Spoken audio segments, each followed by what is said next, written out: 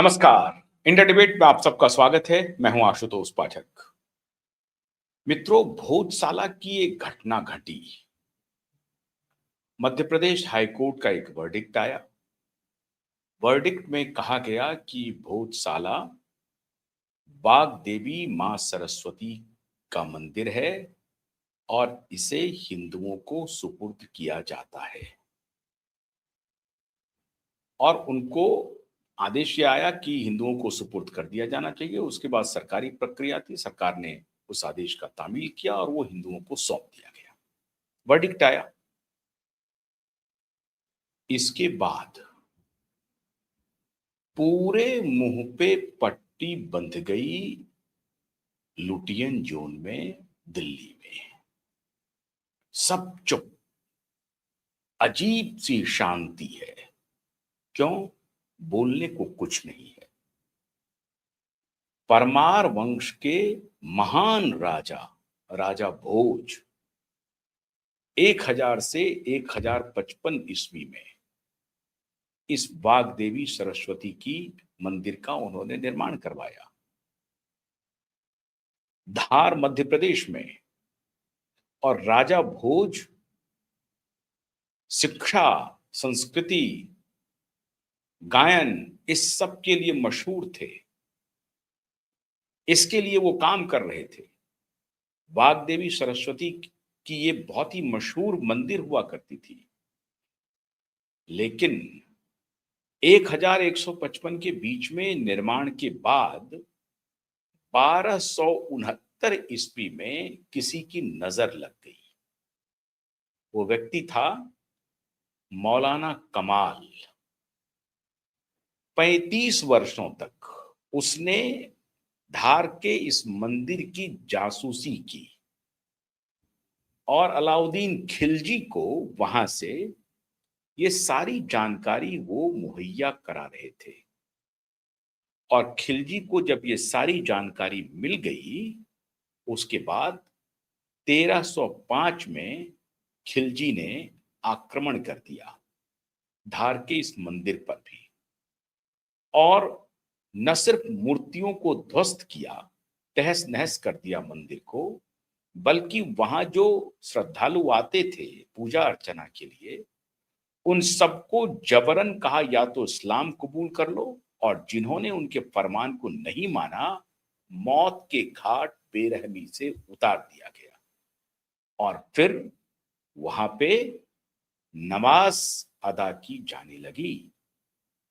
मौलाना कमाल जो खुफिया जासूसी कर रहा था, उसकी मौत 1210 ईस्वी में हो गई। लेकिन 200-300 वर्ष के बाद, बल्कि 1310 में हो गई, 200 वर्ष के बाद 1510 ईस्वी में मौलाना कमाल के नाम पर एक वहां पे मस्जिद का निर्माण हो गया।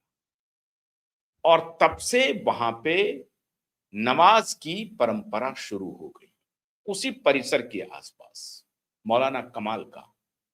उसके बाद कालांतर में मौलाना कमाल ट्रस्ट बन गया, चैरिटेबल एक सोसाइटी बन गई, मौलाना कमालुद्दीन चैरिटेबल सोसाइटी। और वो बदस्तूर वो काम उस पर जारी रहा। आज जो भोजशाला की केस की लड़ाई लड़ रहा था दूसरा पक्ष, वो मौलाना कमालुद्दीन चैरिटेबल ट्रस्ट लड़ रहा था। लेकिन आर्कियोलॉजिकल सर्वे ऑफ इंडिया और लंदन के म्यूजियम में चोरी की गई, जो अंग्रेज अधिकारी थे जो यहां से बाग देवी की प्रतिमा लेके गए थे, और केवल बाग देवी की नहीं, अन्य प्रतिमाएं भी वो लेके गए थे वहां पे, उस सब का पूरा रिकॉर्ड जब मिल गया और उसको आर्कियोलॉजिकल सर्वे ऑफ इंडिया ने मिलान किया उस रिकॉर्ड से और इनके एएसआई के एक्सकवेशन से, ये सारे तथ्य जब मिले, तो अदालत ने और अभी तक क्या चल रहा था वहां पे? अभी तक था कि नहीं, आप भी नमाज पढ़ लीजिए और वहां पूजा भी हो जाएगी। ये व्यवस्था कर दी गई थी।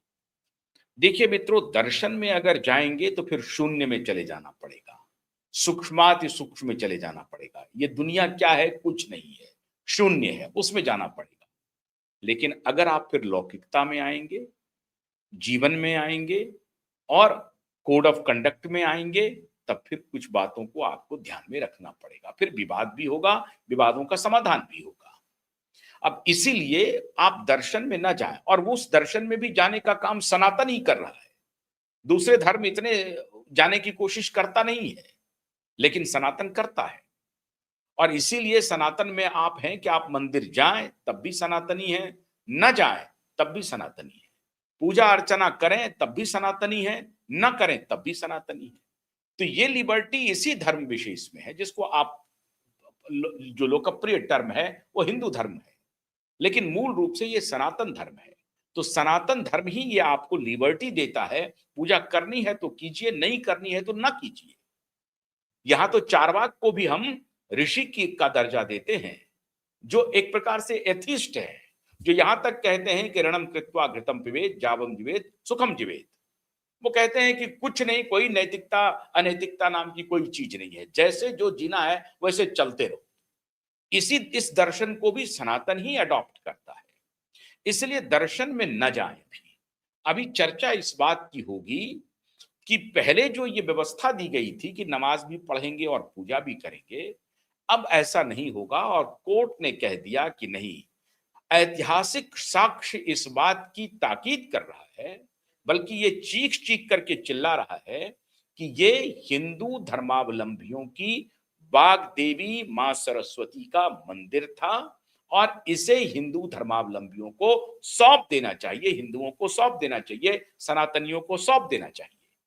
और अंत में यह निर्णय आया सारे सर्वे होने के बाद, और सौंप दिया गया। भोजशाला तो आरएसएस के निशाने पर नहीं था। सुनते जाइए कहानी। आरएसएस के प्रमुख ने कहा कि हर मस्जिद के नीचे मंदिर ढूंढना बंद कर दीजिए।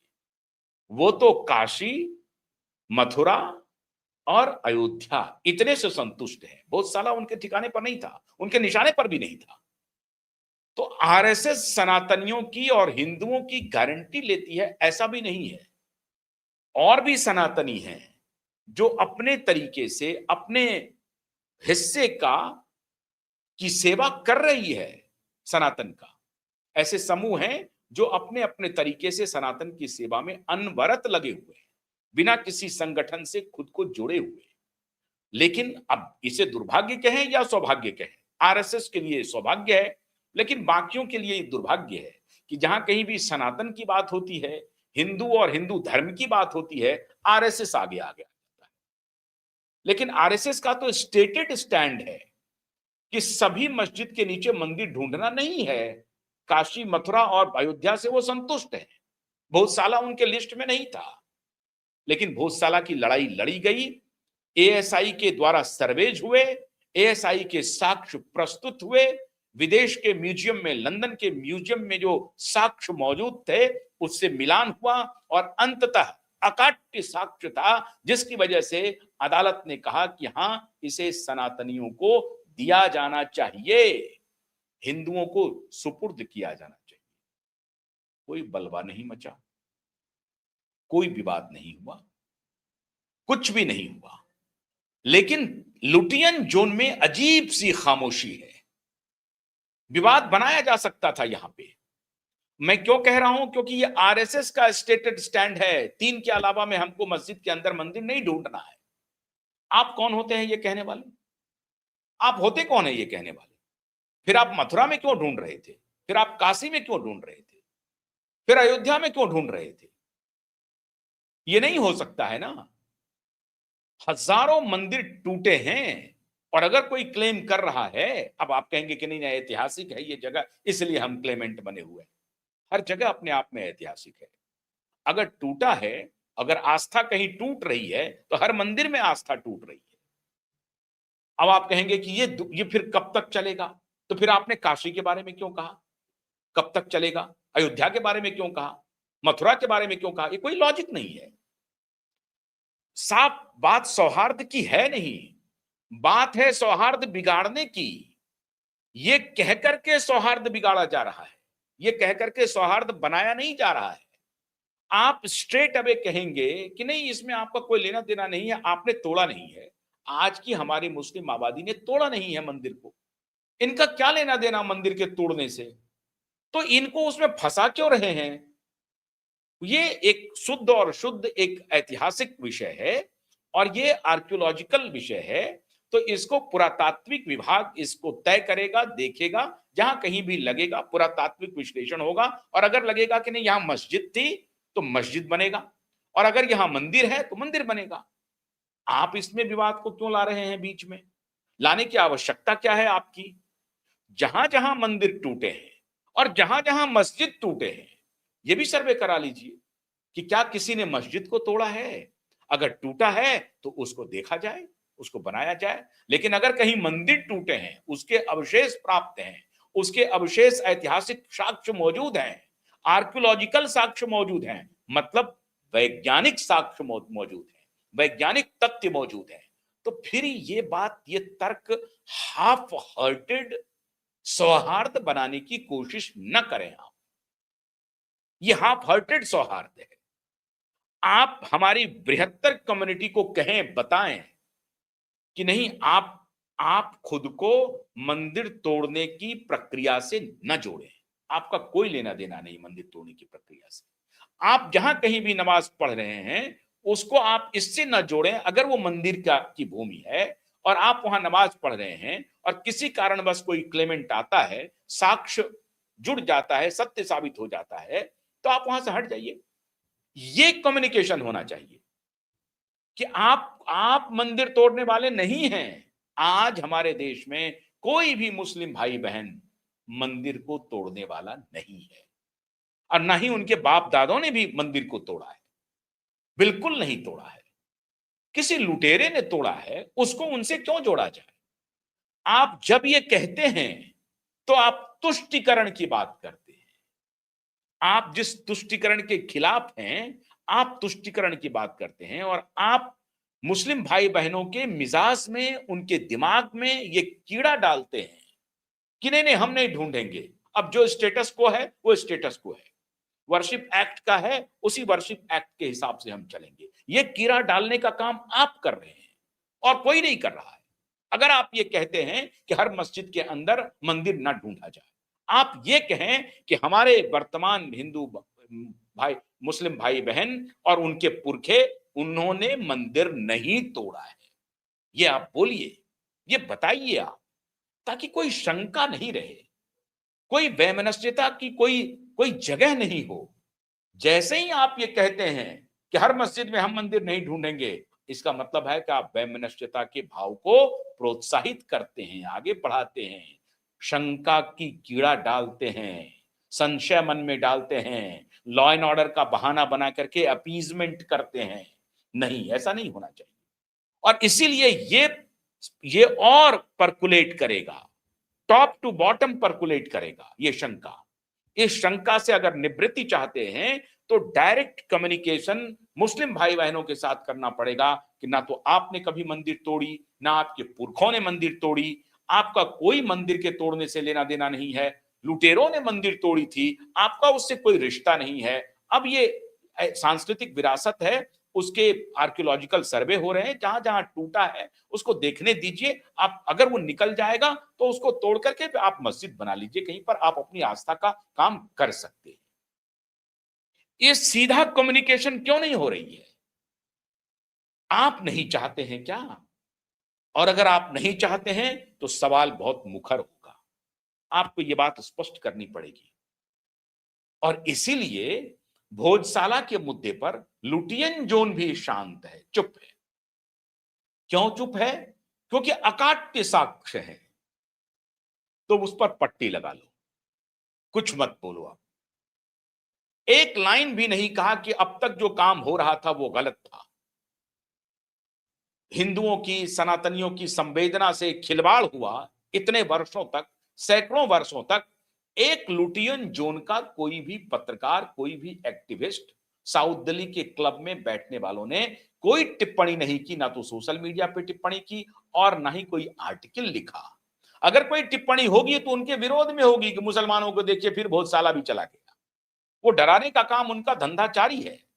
मुस्लिम भाई बहनों को डराने का उनका धंधा जारी है। मैं स्पष्टता से आपके सामने रख रहा हूं इस बात को कि नहीं, ये नैरेटिव देश में चलना चाहिए कि हमारे वर्तमान मुसलमान भाई बहन का मंदिर तोड़ने से कोई मतलब नहीं है और ना ही उनके पुरखों का कोई मतलब है, और वो खुद को मंदिर तोड़ने की प्रक्रिया से ना जोड़ें। उनके खिलाफ किसी भी प्रकार के लॉ एंड ऑर्डर की व्यवस्था खराब नहीं होनी चाहिए। जहां कहीं भी होगी, अगर एक भी मुस्लिम भाई बहन को इस वजह से परेशानी हुई तो ये कानून का विषय होगा और ये लॉ एंड ऑर्डर का विषय होगा। ये एडमिनिस्ट्रेशन का अप्रोच रहना चाहिए। किसी मुस्लिम भाई बहन को दिक्कत नहीं हो। आप जब ये कहते हैं कि नहीं नहीं हम तो यहां खोजेंगे, हम काशी मथुरा करेंगे, बाकी नहीं करेंगे, तो उनको लगता है अच्छा बाकी हो गया, शांत हो गया, बाकी हम नमाज पढ़ते रहेंगे। नहीं, आप उनको बताइए कि जहां मंदिर तोड़ करके बना हुआ है, जिसका आपसे कोई लेना देना नहीं है, उसको रिक्लेम अगर हो रहा है तो वो करने दीजिए, कोई दिक्कत नहीं है। आपके लिए आपके खिलाफ किसी भी प्रकार का कोई नैरेटिव नहीं चलेगा। तब ट्रूली सनातनी सेकुलर देश होगा। सेकुलर एक छद्म, एक झूठ, एक फ्रॉड है। सनातनी सेकुलर ये कहता है जो भाषा में बोल रहा हूं, स्पष्टता के साथ, ईमानदारी के साथ, जो सत्य है उसको सबके सामने में रखिए। असत्य को ढक करके नहीं, कुछ दिन के लिए शांत हो जाते हैं, फिर आगे बढ़ेंगे, क्योंकि इवोल्यूशन है, प्रक्रिया है। कुछ दिन शांत हो जाते हैं, फिर बलवा करेंगे। इसको अगर आप पॉलिटिकल मैसेजिंग करना चाहते हैं, इसको अगर आप पॉलिटिकल मुद्दा के लिए अपने हक में काम करना चाहते हैं, तो विषय अलग है। और इसीलिए मैं यहां समझता हूं कि कुछ पॉलिटिकल जो मुद्दा बनाने इधर के भी और उधर के भी, ये लुटियन जोन वाले, ये दोनों का साम्य है। ये दोनों साथ साथ चल रहे हैं और मैं बहुत मजबूती से इस बात को कह रहा हूं। इसमें सनातन का वो उत्थान नहीं हो रहा है। सनातन तो मार्जिनलाइज्ड हो रहा है। सनातन हास्य पर जा रहा है।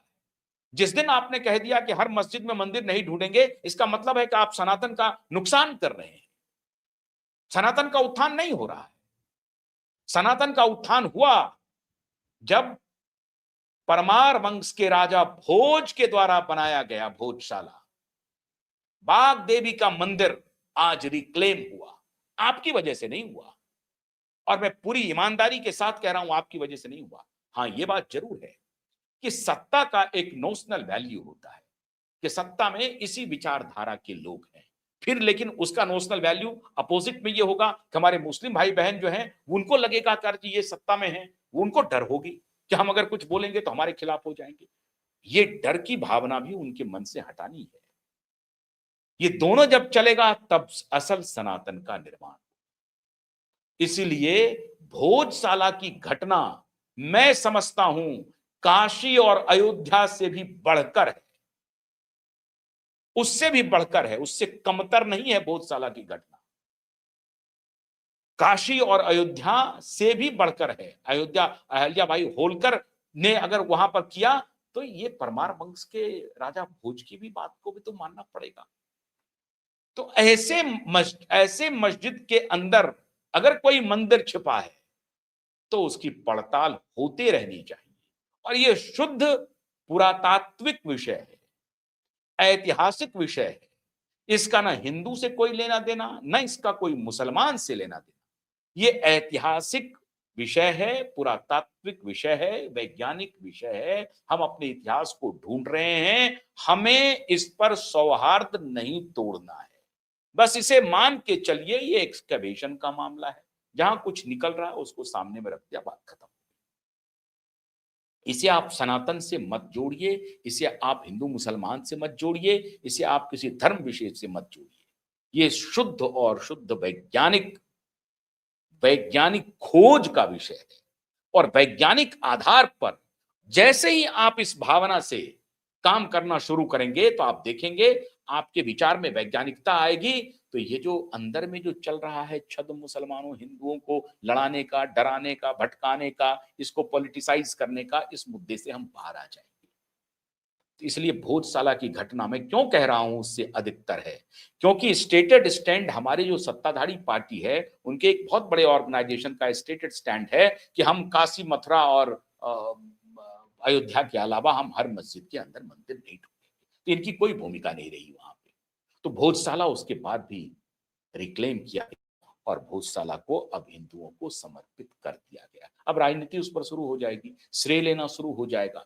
लेकिन मैं आपको आगाह कर रहा हूं कि आपने ये कहा था कि हम हर मस्जिद में मंदिर नहीं ढूंढेंगे। आपके इस कहने के बाद ये फैसला आया, इसलिए ध्यान रखिए। और इसीलिए ये भी चुप हैं, ये लुटियन जोन वाले भी चुप हैं। क्यों? इनको सही नैरेटिव, सही विचार विमर्श को आगे बढ़ाना नहीं है, इनको तो दूसरा नैरेटिव खड़ा करना है कि देखिए अभी भोजसाला लिया है, अभी देखिए क्यूआईब नेटवर्क भी कह रहा है कि सारे मंदिर का खोजिए, ये हिंदू मुसलमानों को डराने की बात कर रहे हैं। लेकिन जो क्यूआईब नेटवर्क कह रहा है कि मुसलमान भाई बहनों को यह बताया जाए कि आपने मंदिर नहीं तोड़ा है और आपके पुरखों ने भी नहीं तोड़ा है। जैसे ही ये अप्रोच प्रकाश में आएगा और ये नैरेटिव चलना शुरू होगा, ये मामला शुद्ध और शुद्ध आर्कियोलॉजी का हो जाएगा, पुरातात्विक विषय बनकर के रह जाएगा, पुरातात्विक एक्सकवेशन का विषय बन के रह जाएगा, फिर ये कार्बन डेटिंग का विषय बन के रह जाएगा, वैज्ञानिक विषय बन के रह जाएगा। अब वो मंदिर सरस्वती की है, चाहे वो वहां पे अलामा इकबाल का कुछ निकल जाए या हजरत मोहम्मद का कुछ निकल जाए, कोई दिक्कत नहीं है। अगर वैज्ञानिकता से चलेंगे तो हो सकता है हजरत मोहम्मद का निकल जाए, हम तो इसके लिए तैयार हैं। ऐसे विचार जैसे ही आएंगे तो सौहार्द बन जाएगा, ऐसे विचार आने नहीं देने हैं। भाई एक्सकवेशन का मामला है, अगर हजरत मोहम्मद का कुछ मिलता है तो हजरत मोहम्मद का हो जाएगा, और अगर बाघ देवी का मिलता है तो बाघ देवी का हो जाएगा। इस विषय पे आने नहीं देना है, पॉलिटिसाइज करना है। लेकिन ध्यान रहे, क्यूआईब नेटवर्क ने इसीलिए तय किया है कि नहीं, संपूर्ण सत्य के साथ आपको चलना पड़ेगा। और संपूर्ण सत्य यह है कि एक्सकवेशन हुआ, पुरातत्व सर्वेक्षण विभाग ने कंफर्म किया और अदालत ने फैसला दिया। यही अप्रोच आगे चले। अगर पुरातत्व विभाग कहीं पर कहे कि यह हजरत मोहम्मद का है तो अदालत उसे दे दे, कोई विवाद नहीं होगा। लेकिन यह नहीं चलेगा कि हर मस्जिद के अंदर मंदिर नहीं ढूंढेंगे, नहीं चलेगा श्रीमान, नहीं चलेगा। और श्रीमान लुटियन जोन वाले, आप अब धृतराष्ट्र बन जाइए, गांधारी बन जाइए, बल्कि मुंह पर पट्टी लगा लीजिए, आपका अब आपकी दाल नहीं गलने वाली है। देश इसी विचार से चलेगा। बहुत बहुत शुक्रिया। नमस्कार।